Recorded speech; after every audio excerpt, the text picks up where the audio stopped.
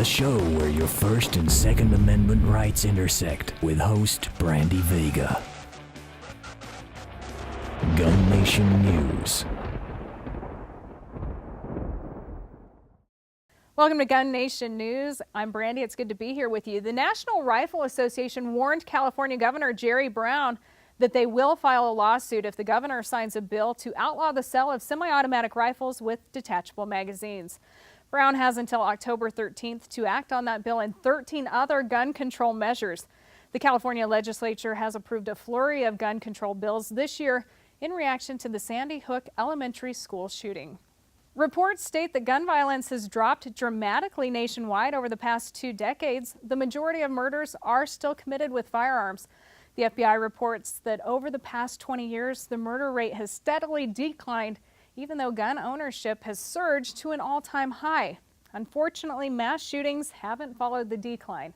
Data shows the incidence of mass shootings is relatively unchanged over the past 2 decades, despite news reports making it seem more common. But in reality, mass shootings are still extremely rare. Since Sandy Hook, new laws have passed in many states, including Colorado, where 2 senators favoring gun control recently lost their seats in a recall vote. Gun manufacturers and manufacturers of accessories like Magpul operating in such states have looked into and are planning relocating to more gun-friendly states. President Obama's repeated calls for increased regulation in effect create a supply shock in the industry. Every time he speaks out about outlawing assault-style rifles, more accurately known as semi-automatic rifles or modern sporting rifles, gun stores go crazy. Prices go up, firearm sales spike, ammunition flies off the shelves. Despite that, sales have not slowed. Walmart is still restricting ammunition sales to not more than 3 boxes per person per day. That is, if you can even find it. In other gun news, researchers now say linking violent video games to gun violence and mass shootings is false. A group of 228 media scholars, psychologists, and criminologists have studied a possible link and have now asked the American Psychologist Association, or APA, to review their findings, suggesting that in 2005, violent video games contribute to mass shootings and other violence. Texas leads the nation in gun purchase applications. They are expected to beat last year's numbers of 1.4 million applications.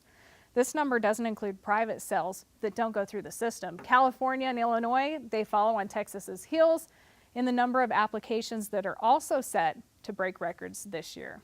And how many of you have bought or sold a gun online? Online websites are the latest and greatest way for gun buyers to get guns and avoid background checks. This is one of the measures many are hoping to change, and anti-gunner groups are calling this one of the biggest loopholes in America's gun laws. Currently, 34 states allow local online gun sales without the FBI checks.